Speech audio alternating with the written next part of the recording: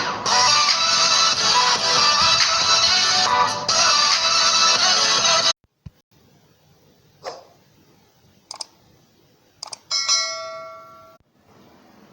friends, welcome to my YouTube channel 12 School Zone. இன்னைக்கு இந்த வீடியோல நம்ம class 12 English grammar interrogations or questions தான் பார்க்க போறோம். வாங்க வீடியோக்குள்ள போலாம்.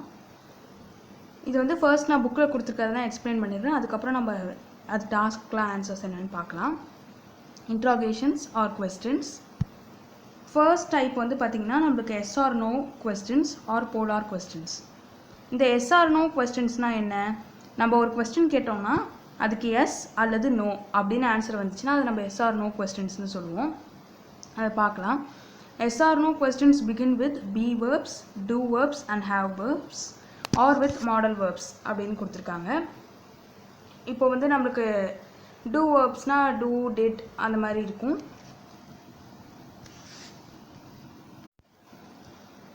does அப்படி வரும்.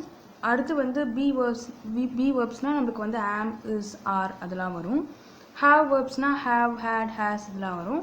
modal verbsலாம் நமக்கு ஏற்கனவே தெரியும். can, could, shall, should, will, would, may, might, must, should அது எல்லாமே வரும். இதான் நமக்கு இங்க கொடுத்திருக்காங்க.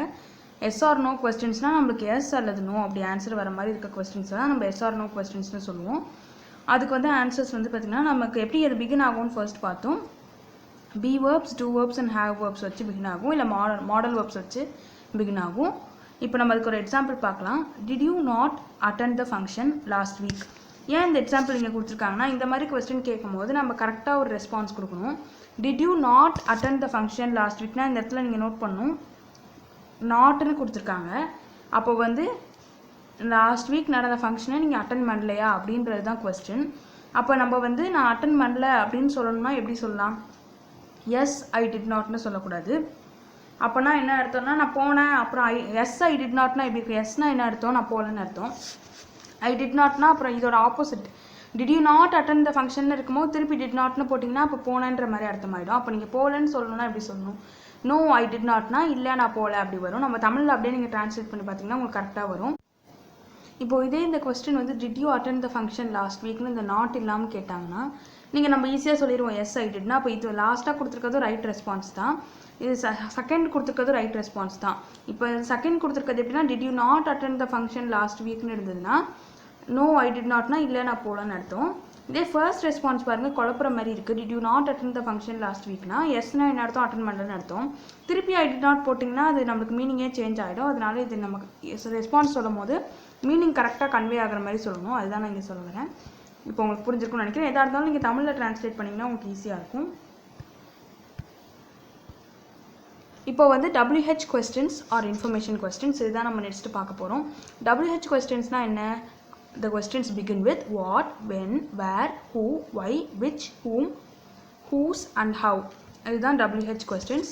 Questions begin with what, when, where, who, why, which, whom, whose and how.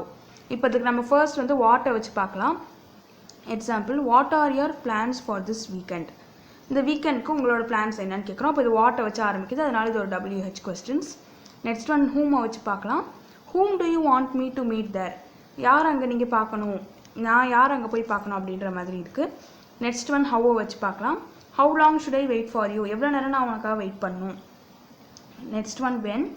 When will you be able to complete this work? இந்த வர்க்கை எப்போ உன்னால முடிக்க முடியும்? when வச்சு ஸ்டார்ட் ஆகுது பாருங்க. Fifth one why. Why does your father travel to UK quite often? ஏன் why னா ஏன் உங்க அப்பா அடிக்கடி UK போறாரு?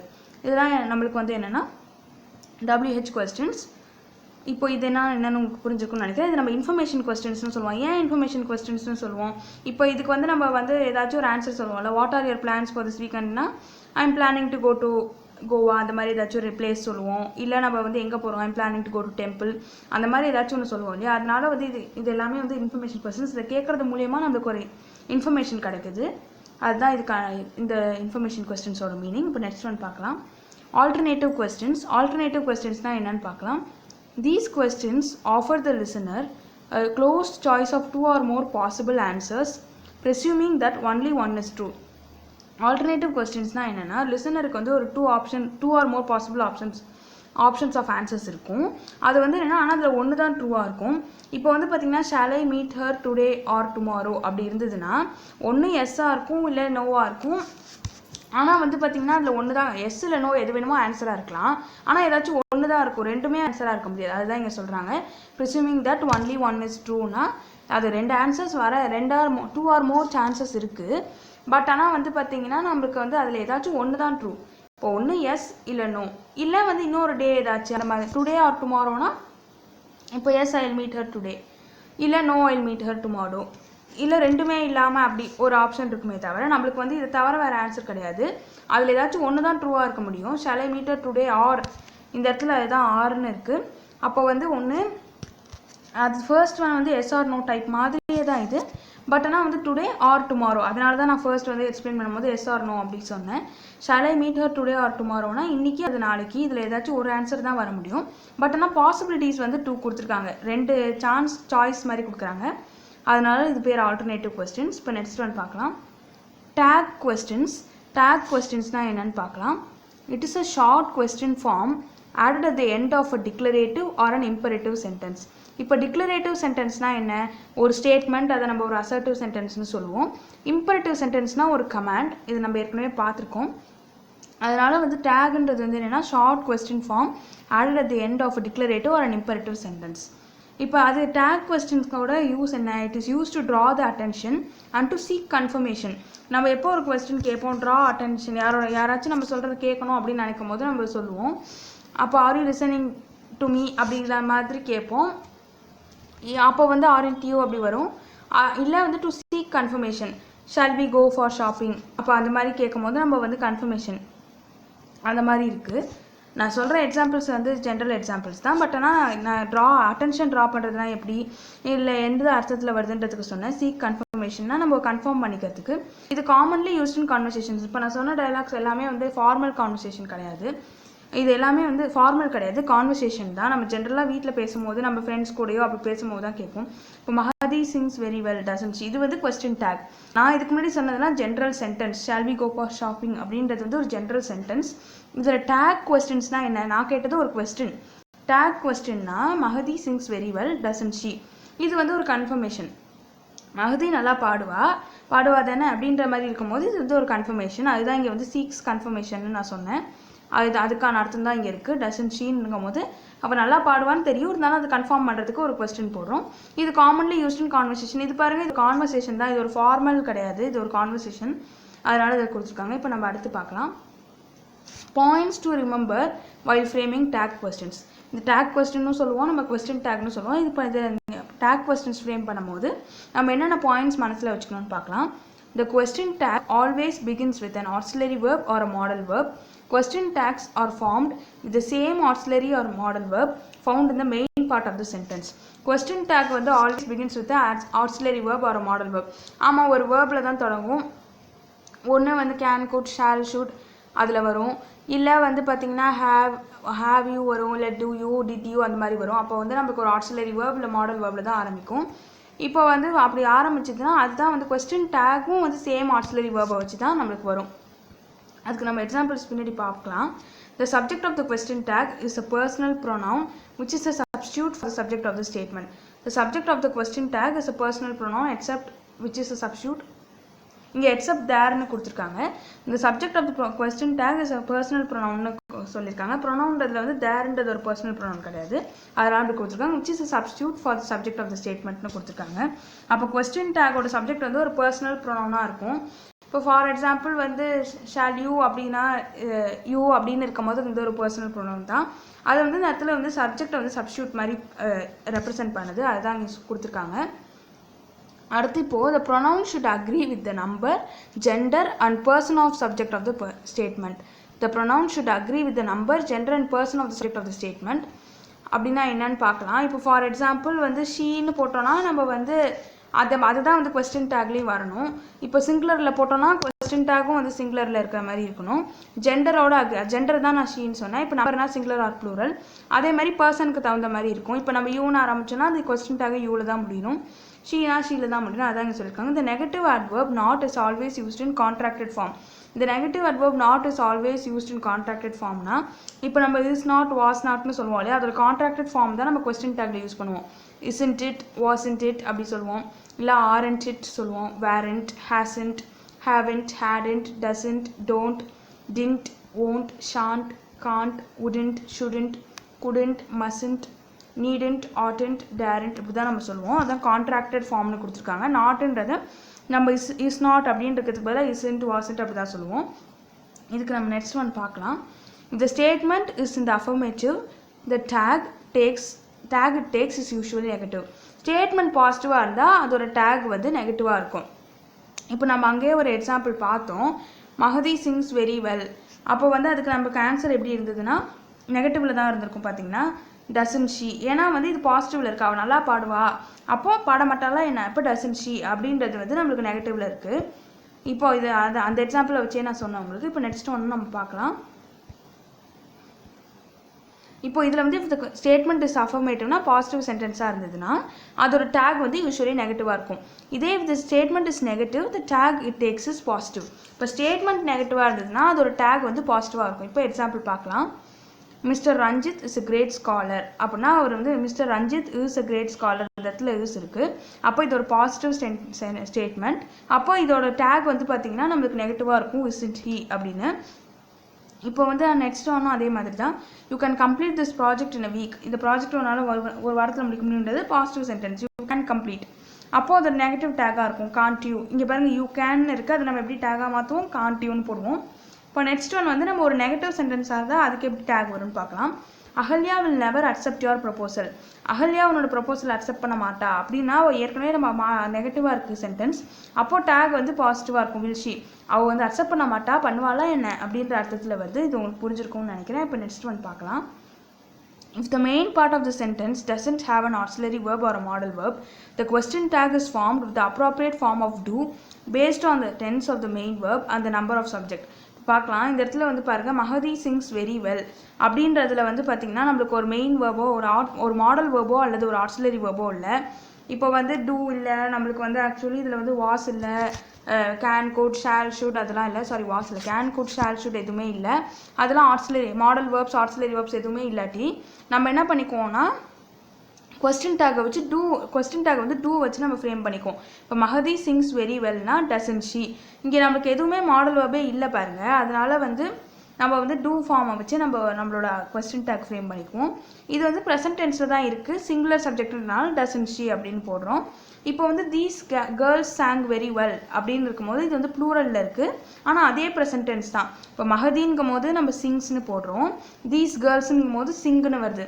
அதே மாதிரி கொஸ்டின் டேக்குக்கும் வந்து பார்த்திங்கன்னா நம்ம ப்ளூரலில் இருந்ததுன்னா ப்ளூரலில் போடணும். These girls Singh very well அப்படின்னா டோன்ட் தே அப்படின்னு போடுறோம்.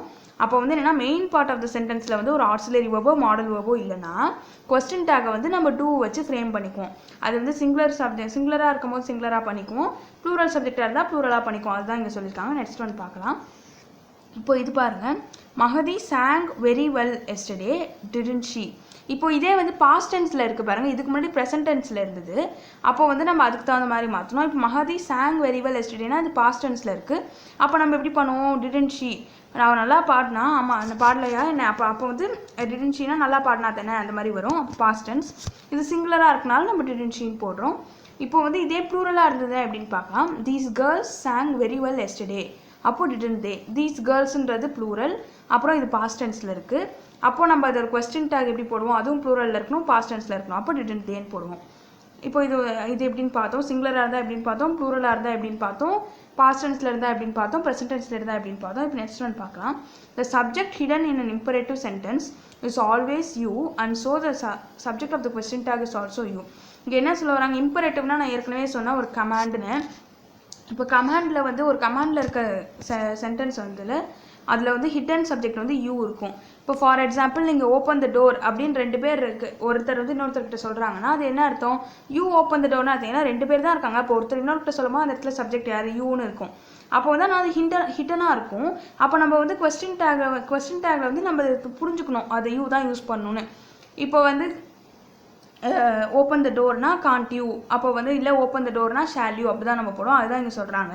த subject hidden in the imperative sentence is always you and so the subject of the question tag is also you. Imperative sentenceல hidden subject you தான், அப்போ வந்து subject of the question tag you தான் சொல்கிறாங்க. Next one பார்க்கலாம். Imperative sentences that express a polite request, obligation, suggestion, invitation, impatience, warning, etc. take will or would as verbs in the question tag. இப்போ வந்து imperative சென்டென்ஸில் வந்து ஒரு polite ரெக்வஸ்ட்டோ இல்லை ஒரு ஆப்ளிகேஷனோ இல்லை ஒரு சஜஷன், இன்விடேஷன், இம்பேஷன், வார்னிங் அதெல்லாம் இருந்ததுன்னா நம்ம வந்து வில் ஆர் வுட்டை வந்து வேர்பாக யூஸ் பண்ணுவோம் கொஸ்டின் டேக்கில். இப்போ ஃபார் எக்ஸாம்பிள் இப்போ நம்ம வந்து ஒரு ஆப்ளிகேஷன் அப்படின்னா கிவ் மீ யுவர் பென் அப்படின்னா என்ன பண்ணுவோம், வில் யூ அப்படி போடுவோம். அப்போ ஏன்னா வந்து அது நம்ம ஒரு ஹெல்ப் கேட்குறோம். இப்போ வந்து சஜஷன் கம் வித் மீ அப்படின்னா நம்ம என்ன பண்ணுவோம், வில் யூ என் கூட வரியா அப்படின்னு கேட்போம். அதே மாதிரி இன்விடேஷன், அந்த இம்பேஷன்ஸ், வார்னிங் எல்லாத்துக்குமே அப்படி தான். அதுதான் இங்கே கொடுத்துருக்காங்க. இம்பரேட்டிவ் சென்டென்ஸில் வந்து ஒரு ரிக்வெஸ்ட், ஆப்ளிகேஷன்ஸ், சஜஷன், இன்விடேஷன், இம்பேஷன்ஸ்லாம் இருந்ததுன்னா வில் ஆர் வுட்டு வந்து சப்ஜெக்ட் கொஸ்டின் டேக்கில் வந்து வேர்ப்ஸாக இருக்கும்னு கொடுத்துருக்காங்க. இப்போது வந்து எக்ஸாம்பிள் பார்க்கலாம். Please bring me a glass of water, இது வந்து ஒரு பொலைட் ரெக்வெஸ்ட். அப்போ வந்து would you அப்படின்னு கேட்டிருக்காங்க. Please bring me a glass of water, அது ஒரு பொலைட் ரெக்வெஸ்ட்ன்றால கொஸ்டின் டேக் would youன்னு கேட்டிருக்காங்க. Next application. Always follow the traffic rules, அப்போ would you எப்பயுமே வந்து டிராஃபிக் ரூல்ஸை ஃபாலோ பண்ணணும் அப்படின்றது ஒரு ஆப்ளிகேஷன், அதுக்கு வந்து would you அப்படின்னு கேட்டிருக்காங்க. நெக்ஸ்ட் ஒன் வந்து join us for lunch tomorrow, will you, இது வந்து இன்விடேஷன், நாளைக்கு லஞ்ச் சாப்பிட வாங்க, அப்போ வருவீங்களா, will you. Next warning. Don't ever medal with my papers, will you, இப்படி பண்ணாத அப்படிங்கும் போது பண்ணுவியா அப்படின்னு நம்ம மிரட்டுற மாதிரி கேட்குறது, இது ஒரு வார்னிங். அப்போ don't ever medal with my papers, will you. அப்போ இங்கே வந்து ஒரு ஆப்ளிகேஷன், பொலைட் ரெக்வெஸ்ட், இன்விடேஷன், வார்னிங்லாம் வந்தால் நம்ம வந்து வில் யூ இல்லை வுட் யூ அந்த மாதிரி வரும்னு சொல்லியிருக்காங்க. அதுதான் இது உங்களுக்கு புரிஞ்சிருக்கும்னு நினைக்கிறேன். நெக்ஸ்ட் ஒன் பார்க்கலாம். The pronoun they is used if the subject of the sentence refers to people or animals or things in plural. எப்போ தேன்ற ப்ரொனவுன் யூஸ் பண்ணுவோம், சப்ஜெக்ட் ஆஃப் த சென்டென்ஸ் வந்து ஒரு ப்ளூரலாக இருந்ததுன்னா, இப்போ வந்து பீப்புள், ஒரு குரூப் ஆஃப் பீப்புள், இல்லை அனிமல்ஸ், இல்லை திங்ஸ், இதெல்லாம் ப்ளூரலாக இருக்கும்போது தான் நம்ம தேன்ற ப்ரொனவுன் யூஸ் பண்ணுவோம். அதுக்கு எக்ஸாம்பிள் பார்க்கலாம். The young should learn to take up the responsibilities, shouldn't they. இந்த யங்னா என்ன, ஒன்று இந்த இடத்துல யங் ஸ்டூடெண்ட்ஸ் அப்படி சொல்ல வராங்க, இல்லை யங் சில்ட்ரன் அப்படிங்கும் போது இந்த இடத்துல வந்து இது ஒரு ப்ளூரல். அப்போது the young should learn to take up the ரெஸ்பான்சிபிலிட்டிஸ்னால் ஷுடன்ட் தே, இந்த இடத்துல தேன்ற ப்ரொனவுன் வருது. நெக்ஸ்ட் ஒன் வந்து பாருங்கள், இது ஒரு thing. The toys in the pots are not new, அப்போ ஆர் தே, டாய்ஸ்ன்றது ப்ளூரல்ன்றனால நம்ம இந்த இடத்துல வந்து ஆர் தே, அப்போ தே வந்து ப்ரொனவுன் வருது பாருங்கள், அதுதான் இங்கே சொல்லியிருக்காங்க. அப்போ வந்து ஒரு சப்ஜெக்ட் ஆஃப் த சென்டென்ஸ் வந்து ரெஃபர்ஸ் டு ப்ளூரல் திங்ஸ்னால், இல்லை ப்ளூரலாக பீப்புள் இருக்காங்க, இல்லை அனிமல்ஸ் இருக்காங்க, அனிமல்ஸ் இல்லை திங்ஸ் அந்த மாதிரி இருந்ததுன்னா ப்ளூரலாக இருக்கும்போது நம்ம தேன்ற ப்ரொனவுன் யூஸ் பண்ணுவோம்னு சொல்லியிருக்காங்க. இது உங்களுக்கு புரிஞ்சிருக்கும்னு நினைக்கிறேன். Next one. Though the subjects someone, somebody, anyone, anybody, no one, nobody, everything, everyone and everybody are singular in meaning, the pronoun they is used in the question tag. இப்போ no oneனா நம்ம யாருமே இல்லை, no one அப்படின்றத வச்சு அது எல்லாமே singular மாதிரி தான் இருக்குது. நம்மளுக்கு no one, somebody, anyone, anybody இது எல்லாமே. ஆனால் அது வந்து அந்த மாதிரி நம்மளுக்கு சென்டென்ஸில் வரும்போது, அதெல்லாம் சப்ஜெக்ட்ஸாக வரும்போது நம்ம வந்து தேன்ற ப்ரொனவுன் தான் யூஸ் பண்ணுறோம் கொஸ்டின் டேக்கில். அதுதான் இங்கே கொடுத்துருக்காங்க. எக்ஸாம்பிள் பாருங்கள். நோபடி ஹேஸ் அரைவ்ட் எட் அப்படின்னா ஹேவ் தே. இப்போ நோபடின்ற சிங்குலர்னு நினச்சிக்க முடியாது, அது வந்து கேட்க வந்து சிங்குலர் மாதிரி இருக்குது, ஆனால் அதுக்கெல்லாம் ப்ரொனவுன் வந்து நம்ம தே தான் யூஸ் பண்ணணும். அதுதான் இங்கே கொடுத்துருக்காங்க. Nobody, everybody, every one, no one, அதுக்கு எல்லாமே நம்மளுக்கு வந்து ப்ரொனவுன் கொஸ்டின் டேக்கில் தே தான் வரும். Nobody has arrived yet, have they. Everyone will attend the party, won't they. இங்கெல்லாம் பாருங்கள் நம்மளுக்கு தே ப்ரொனவுனாக வந்திருக்கு, அதுதான் சொல்லியிருக்காங்க. நெக்ஸ்ட் ஒன் பார்க்கலாம். The pronoun it is used in the question tag when the subject of the statement is a thing or an animal in singular form, something, anything or nothing, this or that. இப்போ வந்து pronoun இட்டை வந்து எப்போ use பண்ணுவாங்க question டேக்லனா, subject வந்து ஒரு அனிமலாவோ திங்காவோ இருந்தால் singular ஃபார்மில் நம்ம இட்டுன்னு யூஸ் பண்ணுவோம். இல்லை வந்து சப்ஜெக்ட் வந்து சம்திங், எனிதிங், நத்திங் அப்படி இருந்ததுன்னா நம்ம வந்து ப்ரொனவுன் இட்டுன்றது யூஸ் பண்ணுவோம் கொஸ்டின் டேக்கில். இல்லை திஸ் ஆர் தட் அப்படின்னு சப்ஜெக்ட் இருந்ததுன்னா நம்ம வந்து இட்டுன்ற ப்ரொனவுன் யூஸ் பண்ணுவோம். அதுக்கு எக்ஸாம்பிள் பார்க்கலாம். The peacock is the national bird of India, isn't it. இந்த இடத்துல ஏன் நம்ம இட்டு யூஸ் பண்ணுறோன்னா, அது வந்து ஒரு சிங்குலர் அனிமல் சிங்குலர், சாரி அது ஒரு பேர்ட் அனிமல் எதுவாக இருந்தாலும் singular. The peacock is the national bird of India isn't இட்ங்கும் போது அது ஒரு சிங்குலரில் இருக்குது, அது ஒரு பேர்டு, அதனால நம்ம வந்து இட்டு யூஸ் பண்ணுறோம். நெக்ஸ்ட் ஒன் வந்து இது ஒரு The blue frog was more expensive than the pink one, wasn't it? இதுவும் சிங்குலர் தான், ஒரு திங், ஆனால் இது சிங்குலர் தான், அதனால நம்ம இட் யூஸ் பண்ணுறோம். The blue frock was more expensive than the pink one, wasn't it அப்படின்னு. அடுத்தது சம்திங், எனிதிங் ஆர் நத்திங் வந்தாலும் நம்ம இட் தான் யூஸ் பண்ணுவோம்னு கொடுத்துருக்காங்க. Something has gone wrong in the circuit, hasn't it. Something has gone, something வந்தப்பயும் நம்ம வந்து hasn't it ஹிட் போட்டிருக்கோம் ப்ரொனவுன். நெக்ஸ்ட் திஸ் ஆர் தட்னு இருந்ததுன்னா நம்ம இட்டு வரும்னு சொல்லியிருக்காங்க pronoun. This is not your dad's car, is it. இங்கே isn't, இங்கே வந்து பாருங்கள் negative sentence, this is not your dad's கார்னு இருக்கனால நம்ம இந்த இடத்துல வந்து பாசிட்டிவ் டேக் போட்டிருக்கோம். இப்போ உங்களுக்கு புரிஞ்சிருக்கும்னு நினைக்கிறேன். When the statements begin with there, the same is used as the subject of the question tags too. இப்போ இங்கே பாருங்கள், there is not much time left அப்படின்னா is there, there is not much water in the pot அப்போ is there அப்படின்னு நம்ம சொல்லுவோம். அப்போ வந்து நெக்ஸ்ட் ஒன் பாருங்கள், there was a pond beside the temple, அங்கே ஒரு பாண்ட் இருந்தது, அப்போ wasn't there. அப்போ வந்து ஸ்டேட்மெண்ட்ஸ் எந்தெந்த ஸ்டேட்மெண்ட்லாம் தேர் அப்படின்னு பிகின் ஆகுதோ அதே தான் வந்து நம்ம கொஸ்டின் டேக்லேயும் யூஸ் பண்ணுவோம். இப்போ தேர்னு ஒரு ஸ்டேட்மெண்ட் நம்மளுக்கு பிகின் ஆச்சுன்னா கொஸ்டின் டேக்லேயும் நம்ம தேர்னு முடிப்போம். இப்போ there is not much time லெஃப்ட்னா is there, there is not much water in the பாண்ட்னா இஸ் தேர் அப்படி போடுவோம். There was a pond beside the டெம்பிள்னா wasn't there அப்படி. இது உங்களுக்கு புரிஞ்சிருக்கும்னு நினைக்கிறேன். Next one, the words hardly, scarcely, rarely, barely and seldom are considered as negatives and therefore take positive question tags. hardly, scarcely, rarely, barely, seldom அப்படிலாம் சென்டென்ஸில் வந்துச்சுன்னா அது எல்லாமே நெகட்டிவ் மீனிங்கை கன்வே பண்ணுது. அப்போது நம்ம டேக்ஸ் பாசிட்டிவ் டேக்ஸ் தான் யூஸ் பண்ணணும். Example பார்க்கலாம். we rarely visit our native town அப்படின்னா do we, நம்ம எப்பயாச்சும் தான் போவோமா என்ன அந்த மாதிரி. அப்போ நம்ம வந்து positive tag, negative sentence positive tag. ரேர்லின்றது நெகட்டிவ் மீனிங்கை வந்து கன்வே பண்ணுது. Next one, Ajith seldom speaks in English, does he, அவன் இங்கிலீஷ்லேயே பேச மாட்டான், பேசுவானா என்ன. அப்போ செல்டம் அப்படின்றது வந்து நம்மளுக்கு நெகட்டிவ் மீனிங் கன்வே பண்ணுது, அதனால பாசிட்டிவ் டேக் போடுறோம். அதுதான் இங்கே சொல்லியிருக்காங்க. Next one, statements having a little or a few are positive and therefore they take negative tag. Statements having little or few are negative and therefore take a positive tag. இந்த இடத்துல வந்து பார்த்தீங்கன்னா statement a little a few அதெல்லாம் இருக்க statements வந்து பார்த்தீங்கன்னா positive, அதனால அது வந்து ஸ்டேட்மெண்ட் பாசிட்டிவ், அதனால வந்து டேக் வந்து நெகட்டிவ். இதே வந்து ஸ்டேட்மெண்ட்ஸ் ஹேவிங் லிட்டில் ஃபியூ அது வந்து என்னென்னா நெகட்டிவ், ஸ்டேட்மெண்ட் நெகட்டிவ், அதனால டேக் வந்து பார்த்தீங்கன்னா பாசிட்டிவ். நல்லா ஞாபகத்தில் வச்சுக்கணும் நீங்கள். Statements having a little a few are positive and therefore they take a negative tag. Statements having a little or a few are positive, a little a few na statement positive, appo negative tag. Statements having little few na irundha statement வந்து negative, appo positive tag. இதுக்கு meaning பார்க்கலாம், sorry example பார்க்கலாம். a few germs can be viewed through this microscope, அப்போ can't they. இந்த இடத்துல வந்து ஒரு few germs, a few அப்படின்றது வந்து என்னென்னா ஸ்டேட்மெண்ட் பாசிட்டிவ், கொஞ்சம் பார்க்க முடியுது அப்படின்னா வந்து என்ன அர்த்தம், காண்ட் தே, அப்போ நெகட்டிவ் டேக் யூஸ் பண்ணுறோம். Few germs can be viewed through this microscope, இந்த மைக்ரோஸ்கோப் வழியாக கொஞ்சம் ஜெர்ம்ஸை பார்க்க முடியுது. அப்போ வந்து கேன் இருக்கனால நம்ம என்ன பண்ணுவோம், காண்ட் தே அப்படின்னு போடுறோம். இப்போ நெக்ஸ்ட் ஒன் பாருங்கள், little two your parents know about this problem அப்படின்னா டூ தே. லிட்டில்னா என்ன, உங்கள் பேரண்ட்ஸ்க்கு வந்து இந்த ப்ராப்ளம் பற்றி கொஞ்சம் தான் தெரியும், அப்போ நிறைய தெரியுமா என்ன அப்படிங்கும் போது நம்ம என்ன பண்ணுவோம், டூன்னு இருக்குது அதனால டூ தே அப்படின்னு போடுவோம். ஃபியூன்றது வந்து ஒரு positive sentence, positive meaning convey பண்ணுது, அதனால நம்ம நெகட்டிவ் டேக் போடுவோம். லிட்டில் அப்படின்றது நெகட்டிவ் மீனிங் கன்வே பண்ணுது, அதனால நம்ம பாசிட்டிவ் டேக் போடுவோம். இப்போ இது உங்களுக்கு புரிஞ்சிருக்கும்னு நினைக்கிறேன். நெக்ஸ்ட் ஒன் பார்க்கலாம். The appropriate form of be is used if the statement contains a be verb. The be forms is, are, was, were are repeated in the tag. The verb am in the statement takes aren't as its tag. Ain't is not used in formal English. Am I not is very formal.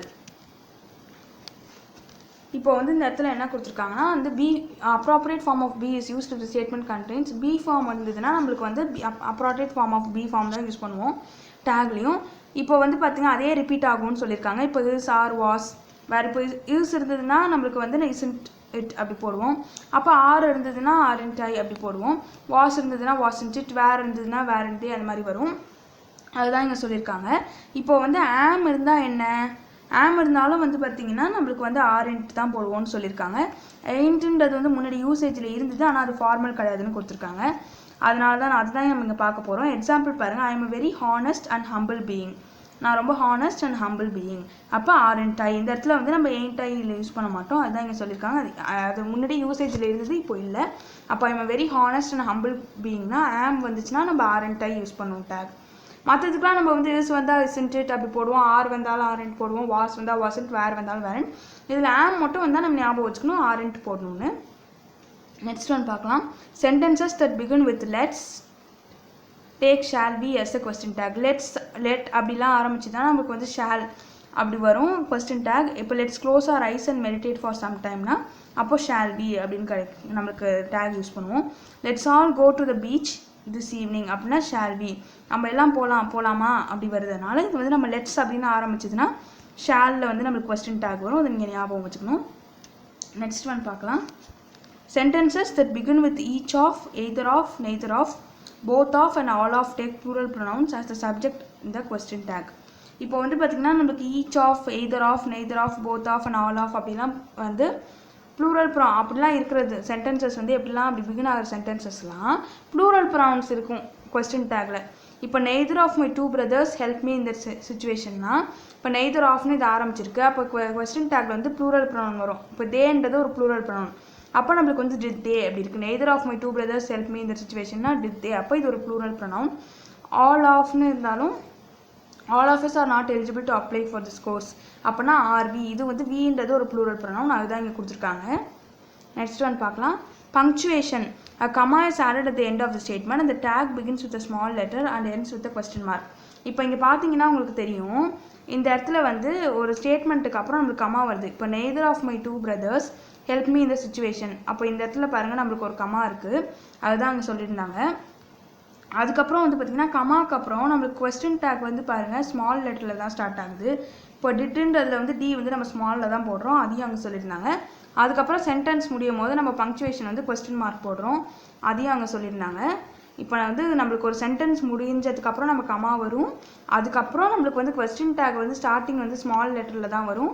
அதுக்கப்புறம் நம்மளுக்கு வந்து அந்த question take முடிஞ்சதுக்கப்புறம் நம்மளுக்கு question mark போடணும். அதுதான் அங்கே சொல்லியிருக்காங்க. Punctuation. A comma is added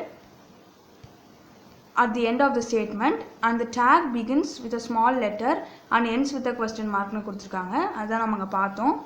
இன்டர்னேஷன்னா என்னன்னு பார்க்கலாம். Question tags are usually asked for agreement when the speaker already knows the answer. Sometimes the speaker uses a tag question when he really wants to know the answer. முக்கால்வாசி வந்து பார்த்திங்கன்னா question tax வந்து அக்ரிமெண்ட்டுக்காக தான் வந்து கேட்போம். நம்மளுக்கு ஏற்கனவே தெரியும் ஓரளவுக்கு அவங்க என்ன சொல்லுவாங்கன்னு. இப்போ can we go for a பார்ட்டினா வந்து மோஸ்ட்லி நம்மளுக்கு தெரிஞ்சிருக்கோம் அவங்க ஒன்று எஸ் அப்படி சொல்லுவாங்க இல்லை நோன்னு சொல்லுவாங்கன்னு. அப்போ வந்து ஒரு அக்ரிமெண்ட்டுக்காக நம்ம அதை யூஸ் பண்ணுவோம். நம்மளுக்கு அதில் என்ன ஆன்சராக இருக்குன்றதை ஓரளவு கெஸ் பண்ண முடியும். சில டைம் வந்து பார்த்திங்கன்னா நம்ம கொஸ்டின் டேக்கை வந்து உண்மையிலே நம்மளுக்கு என்ன ஆன்சர்னு தெரிஞ்சுக்கணுங்கிறப்ப கூட யூஸ் பண்ணுவோம். அதுதான் இங்கே கொடுத்துருக்காங்க. இப்போ வந்து அதுக்கு பற்றி கொடுத்துருக்காங்க என்னென்னு பார்க்கலாம். The speaker asks a real question. He or she uses a rising intonation. That is, his or her tone of voice rises.